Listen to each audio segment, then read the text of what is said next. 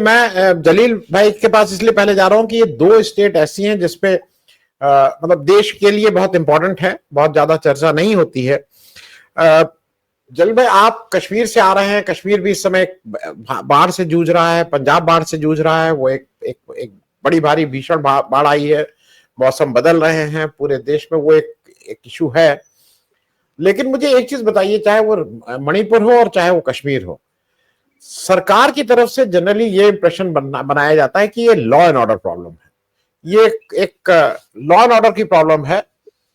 जबकि आप लोगों से बात करते हैं, किसी से भी बात करिए या मणिपुर के लोगों से बात करिए, ये बेसिकली ये इस प्रॉब्लम का सोल्यूशन डंडा या लाठी नहीं है, इसका पॉलिटिकल सोल्यूशन है। ये पॉलिटिकल प्रॉब्लम है, राजनीतिक प्रॉब्लम है, और इसका सोल्यूशन भी राजनीतिक होगा। लेकिन कश्मीर में तो शायद कई दशकों से, मैं कहूंगा सालों से भी नहीं बोलूंगा, कि इसको लॉ एंड ऑर्डर प्रॉब्लम करके देश के सामने पेश किया जाता है कि साहब देखिए वहां एक लॉ एंड ऑर्डर प्रॉब्लम है। और ये बात मैं नक्सल उसके लिए भी कह रहा हूं, जो छत्तीसगढ़ हो या कहीं पे भी हो, वो प्राइमरली वो लॉ एंड ऑर्डर प्रॉब्लम नहीं है। उस प्रॉब्लम से आप भाग रहे हैं, उसका राजनीतिक सोल्यूशन नहीं कर रहे हैं।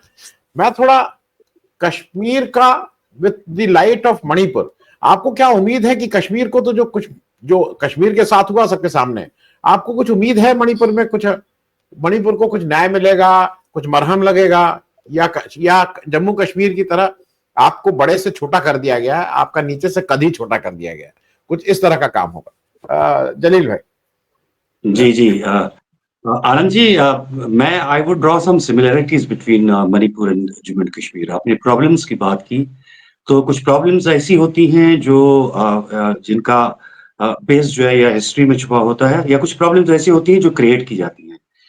यहाँ militancy, no doubt terrorism was here, ये ऐसी कोई बात नहीं है, लेकिन it took 30 long years for the governments in power in center and in Jammu and Kashmir to fight that terrorism and get some relief and get things on the right track. उसके बाद क्या हुआ? उसके बाद 5 अगस्त 2019 हुआ। तो means कि it was, the problem was created where piece was coming back.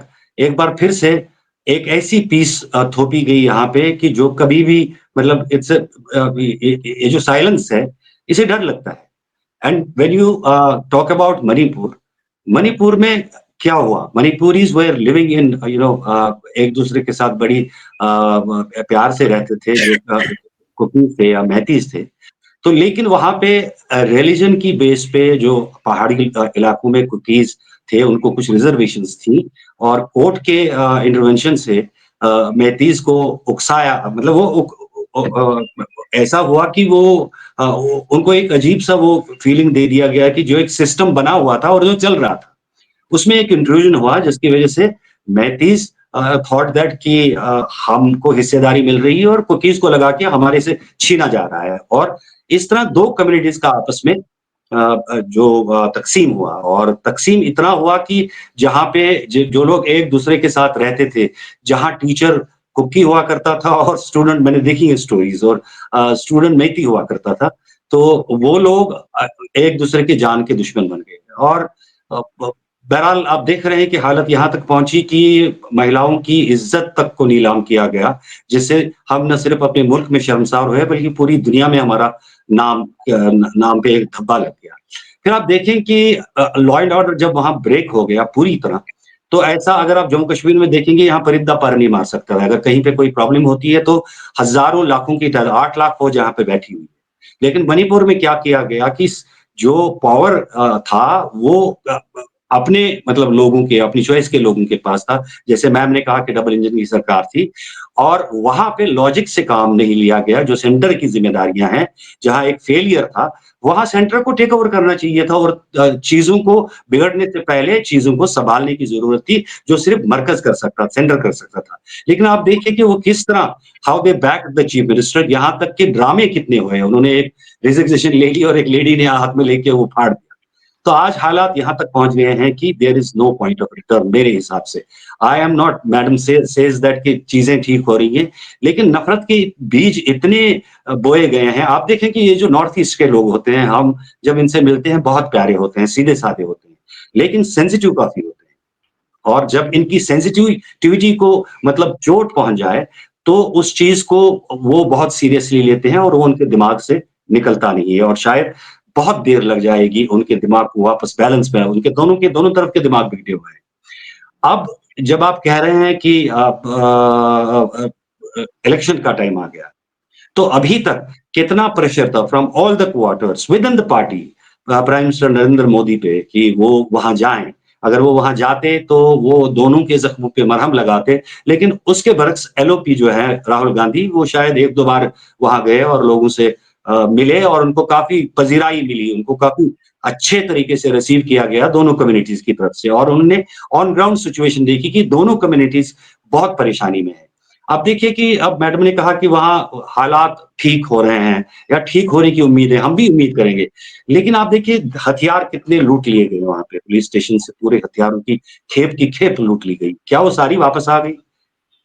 और जब तक वो सारी वापस नहीं आएगी और जब तक ना डिसआर्म किया जाएगा लोगों को, और उसके बाद जो रिलीफ कैंपों में पड़े हुए हैं और उनकी जो पीड़ा है उनको एड्रेस नहीं किया जाएगा, मेरे ख्याल से किसी चीफ मिनिस्टर के बस में, चाहे वो कितना कैपेबल हो, ये चीजें ठीक करना मेरे हिसाब से, मेरे ख्याल से जब तक मरकज इस बारे में चीजों को ऑन ग्राउंड उस पोजीशन में लाकर चीफ मिनिस्टर के हवाले कर दे, तब तक ये चीजें सुधरना या संभलना नामुमकिन है। अब मैं आपको कश्मीर ले आता हूँ। अब कश्मीर में क्या हो रहा है? अब देखिए, तो अब पिछले साल यहाँ पे इलेक्शन हुए, वो भी सुप्रीम कोर्ट की इंटरवेंशन की वजह से।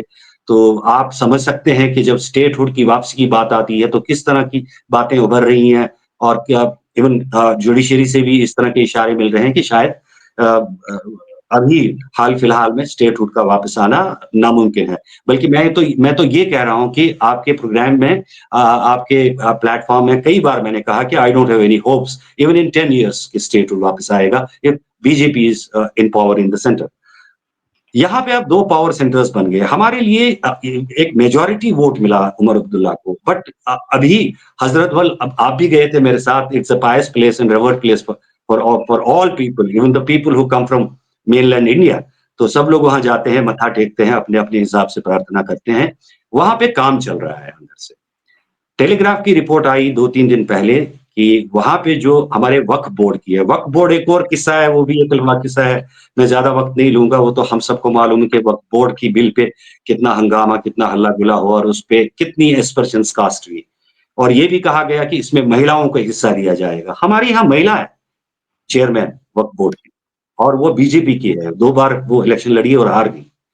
और अभी चीफ मिनिस्टर गए थे, अभी हमारा एक बड़ा दिन आता है, prime prophet peace be upon his birthday, तो वहां इंतजामात हो रहे हैं और एडमिनिस्ट्रेशन कर रही है, लॉ एंड ऑर्डर का भी मसला होता है, बहुत बड़ा कांग्रीगेशन होता है, हजारों लाखों लोग वहां जाते हैं। और वहां पे जो जैसे आप गर्भगृह कहते हैं ना, गर्भगृह में एक सैक्रेड रेलिक है प्रॉफिट मोहम्मद का पीस बी अपॉन, तो वहां पे काम चल रहा है अंदर से। तो ये दोनों गए थे, चीफ मिनिस्टर गया था वहां पे।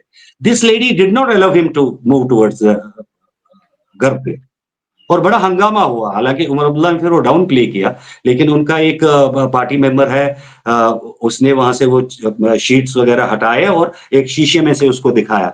वायरन काम चल रहा था, उसने बोला जब मजदूर काम कर रहे हैं तो चीफ मिनिस्टर को क्यों नहीं अलाउड है? ये वही चीफ मिनिस्टर है जिसके बाप ने ये वक्फ बोर्ड बनाया था। तो इस तरह की चीजें हो रही हैं, और अभी हाल में देखिए आप ऐसे विजुअल्स आ रहे हैं जिससे दिल बहुत दुखी होता है। अभी हमारे होम मिनिस्टर आए थे सैलाब ज़दा इलाकों का, जो फ्लड हिट एरियाज हैं उनका ये मुआयना करने के लिए। वो एक मतलब उमर अब्दुल्ला की पोजीशन आप देखिए, आप कहीं भी आप वो यूट्यूब पे चेक कर लीजिए, you see how miserable Omar Abdullah looks. He is not being talked to, he is not being involved to, he is not being asked to. तो ये चीजें हो रही हैं। अब मैं इससे और बड़ी मिसाल क्या दे सकता हूं कि पहलगाम अटैक से पहले जब होम मिनिस्टर ने मीटिंग ली चीफ मिनिस्टर और गवर्नर साहब के, लेफ्टिनेंट गवर्नर साहब के साथ, तो other issues which were related to Omar Abdullah, but governor, lieutenant governor was sitting in that meeting. लेकिन जब सिक्योरिटी की बात करनी थी उनको, तो उमर अब्दुल्ला को बोल दिया गया आप जाइए, आपको या आपका यहाँ पर कोई काम नहीं है। That Omar Abdullah who once used to be chairman of the unified command council, उस आदमी की हालत देखिए कहां तक पहुंच गई है। और अभी उनको यहाँ का लोगों का वो मतलब परसेप्शन भी डिवाइडेड है। some people think that Umar Abdullah is running after the chair, he should leave it, और कुछ लोग कहते हैं कि नहीं, अभी ये ठीक नहीं है, अभी मतलब उन्होंने चीफ मिनिस्टरशिप ले ली है, वो अपने तरीके से कर रहा है, कन्फ्रंटेशन ठीक नहीं है। तो ये चीजें जब आप देखते हैं, ये दोनों प्रॉब्लम्स की बात जब आती है, some problems are created and some problems come because of other reasons और ऑल ऑफ अ सडन। तो मैं ये सिमिलैरिटी डिराइव कर रहा हूँ और मणिपुर में भी आई विश दैट ये जो हमारी डॉक्टर साहिबा हैं, इन्होंने जो उम्मीदें वाबस्ता रखी हैं आगे के लिए, we hope that they come true. हमारी दुआ है कि वो सही हो जाएँ क्योंकि वहाँ के लोगों ने बहुत सहा है, दोनों कम्युनिटीज़ ने बहुत सहा है। उसमें क्या होता है कि आम लोग पिसे जाते हैं।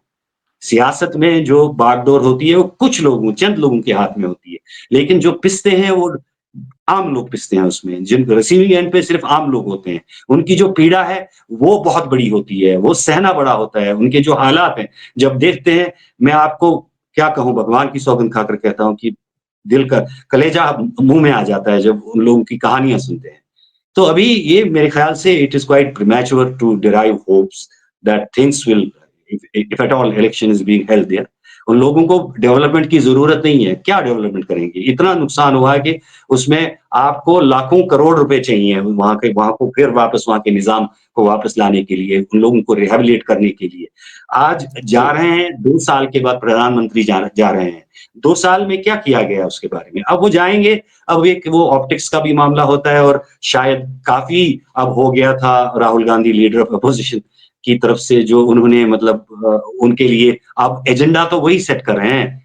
एक मामले पे नहीं, अगर आप बात करेंगे तो बात करने के लिए बहुत से मामले हैं कि एक वक़्त था कि Rahul Gandhi was on defensive prior to 2024 elections. उसके बाद जो 2024 के बाद जो इलेक्शन हुआ, उसके बाद डायनामिक्स चेंज हो गई और क्या कहते हैं कि अब वो डिफेंसिव से ऑफेंसिव पे आ गए हैं और सही मुद्दों पे बात करते हैं और पावर जो है अब रिबैलेंस हो गया है।